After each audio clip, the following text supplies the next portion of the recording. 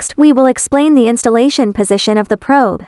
Inside the unit, the connected pipe is the exhaust pipe. There is insulation cotton at this position of the exhaust pipe. This is an exhaust probe. This tube is for inhalation. This is the position of the probe. The pipe that enters the condenser at the bottom. This position is the probe for condensation temperature. On the back of the condenser, a probe placed outside the machine. Environmental temperature probe. Next, we will begin demonstrating the replacement of the probe. Take a new sensor probe.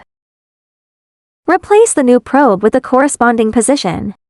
Taking exhaust probe as an example, pull out the old probe. Insert the new sensor probe into it. Then the other end of the probe. It is such a plug-in.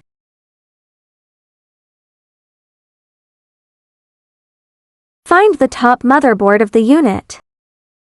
For example, taking the exhaust plug. Find the corresponding plug-in location.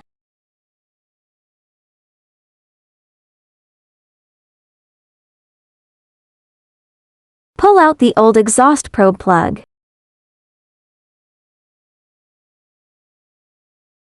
Insert a new probe plug.